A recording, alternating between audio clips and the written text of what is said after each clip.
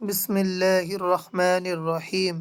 প্রিয় দিনী ভাই ও প্রিয় দিনী বোন, আজকে আপনাদেরকে কোরআনুল কারিম থেকে এবং হাদিস থেকে এমন কিছু দোয়ার কথা বলবো। ইনশাল্লাহ আপনি যদি অভাবী হয়ে থাকেন, আল্লাহ তাআলা আপনার অভাব দূর করে দিবেন। আপনি যদি বিপদগ্রস্ত হন, আল্লাহ তাআলা আপনার বিপদ দূর করে দিবেন। আপনি যদি ঋণগ্রস্ত হয়ে থাকেন, আল্লাহ তাআলা অবশ্যই আপনার ঋণ দূর করে দিবেন। আপনি যদি নিঃসন্তান হয়ে থাকেন, ইনশাল্লাহ আল্লাহ তাআলা আপনার সন্তানের ব্যবস্থা করে দিবেন। আপনি যদি পেরেশানি, দুশ্চিন্তা, তারপরে বিপদগ্রস্ত থাকেন, এই দোয়াটি পড়ে আল্লাহ তাআলার কাছে সাহায্য চান, ইনশাল্লাহ আল্লাহ তাআলা অবশ্যই সাহায্য করব। দোয়াটি পড়বেন, লা হাওলা ওয়ালা কুওয়াতা ইল্লা বিল্লাহ।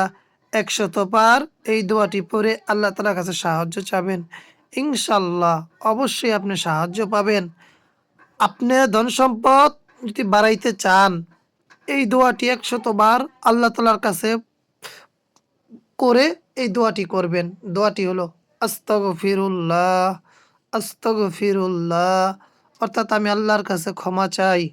এইভাবে ১০০ বার এই দোয়াটি পড়ে আল্লাহর কাছে সাহায্য চাইবেন ৪১ দিন। ইনশাল্লাহ আল্লাহ তাআলা আপনার কর্মের ব্যবস্থা করে দিবেন। আপনি যদি চাকরি না পান, আল্লাহ তাআলা আপনার চাকরির ব্যবস্থা করে দিবেন ইনশাল্লাহ। এটা আল্লাহর ওয়াদা যে আল্লাহর কাছে যদি কেউ ক্ষমা প্রার্থনা করে, আল্লাহ তাআলা তাকে ক্ষমা করে দিবেন, আল্লাহ তাআলা তাকে মাফ করে দিবেন, আল্লাহ তাআলা তার ধন সম্পদে বরকত বাড়ায়। মহান আল্লাহ বলেন, সময়ের কসম।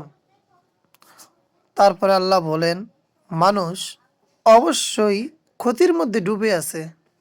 তারপর আল্লাহ তাআলা বলেন, কিন্তু তারা নয় যারা ঈমান আনে ও সৎ কর্ম করে এবং পরস্পরকে সত্যের উপদেশ দেয়। তারপরে আল্লাহ তাআলা আরও বলেন, এবং পরস্পরকে ধৈর্যের ধারণের উপদেশ দেয়।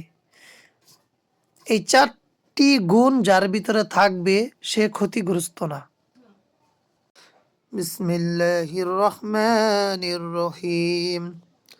প্রিয় দিনী ভাই, আজকে আপনাদেরকে এরকম ৪টি গুরুত্বপূর্ণ নসিহত করব। এই ৪টি নসিহত যদি আপনারা মেনে চলতে পারেন দুনিয়ায়, ইনশাল্লাহ অবশ্যই আপনি সফল, আপনি সফল, ইনশাল্লাহ আপনি জান্নাতে যাবেন, ইনশাল্লাহ আপনি জান্নাতে যাবেন, ইনশাল্লাহ আপনি জান্নাতে যাবেন, আল্লাহর কসম আপনি জান্নাতে যাবেন। আল্লাহ আপনাকে মাফ করে দিবেন ৪টি গুণ যদি আপনার ভিতরে থাকে। দোয়াটি শোনার আগে চ্যানেলটি সাবস্ক্রাইব করে দেন। প্রিয় দিনী ভাই, ওয়াল আসর, সময়ের কসম। আল্লাহ তাআলা সূরা আসরে সময়ের কসম করে বলছেন, ইন্নাল ইনসানা লাফি খুসর, অর্থাৎ মানুষ অবশ্যই ক্ষতির মধ্যে ডুবে আছে। কে বলছেন? আল্লাহ তাআলা বলছেন। তিনি আমাদেরকে সৃষ্টি করছেন, তিনিই বলছেন যে মানুষ অবশ্যই ক্ষতির মধ্যে ডুবে আছে।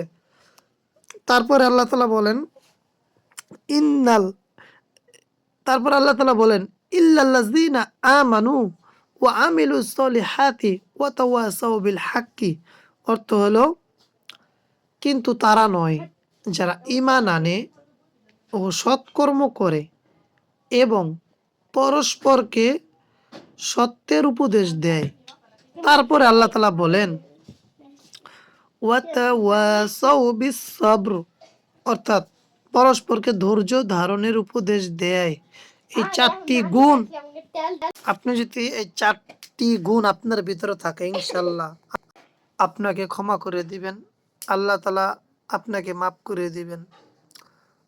রাসূলুল্লাহ সাল্লাল্লাহু আলাইহি ওয়াসাল্লাম তিনি আরও বলেন, আল্লাহর কসম সে ব্যক্তি মুমিন নয়, আল্লাহর কসম সে ব্যক্তি মুমিন নয়, আল্লাহর কসম সে ব্যক্তি মুমিন নয়। অর্থাৎ নবীজিকে সাহাবায়ে কেরাম জিজ্ঞেস করলো, হে আল্লাহর রাসূল, কে সে ব্যক্তি? নবীজি বললেন, যে লোকের প্রতিবেশী তার থেকে নিরাপদ থাকে না, সেই ব্যক্তি প্রকৃত মুমিন না। রাসূলুল্লাহ সাল্লাল্লাহু আলাইহি সাল্লাম আরো বলেন, তোমরা ততক্ষণ পর্যন্ত মুমিন হতে পারবে না যতক্ষণ না তোমরা তোমাদের ভাইয়ের জন্য সেটাই পছন্দ করো যা তোমার নিজের জন্য তোমরা পছন্দ করো। তারপরে নবীজি আরো বলেন, সমস্ত কাজের প্রতিফল হবে নিয়ত অনুযায়ী, আর মানুষ তার নিয়ত অনুযায়ী কর্মফল পাবে। যার হিজরত হবে ইহকাল লাভের অথবা কোনো মহিলাকে বিবাহ করার উদ্দেশ্যে, তবে তার হিজরত সেজন্যই হবে যে জন্য সে হিজরত করেছে।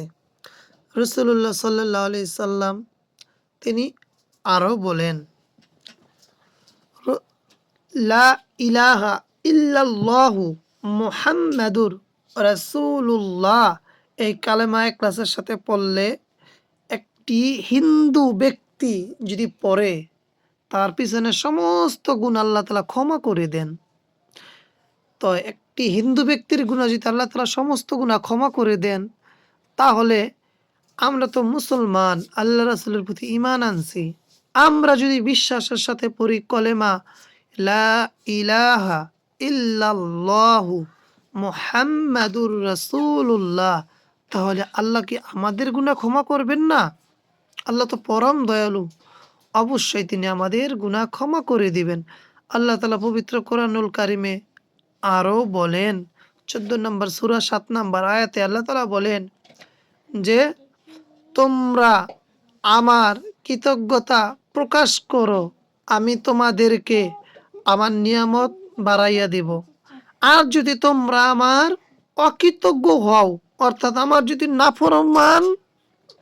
নাফরমানি করো, আমার যদি শুকরিয়া আদায় না করো আমার নিয়ামতের, আমি অবশ্যই কঠিন শাস্তি দিব। আর আল্লাহর শাস্তির মতো কেউ কঠিন শাস্তি দিতে পারে না।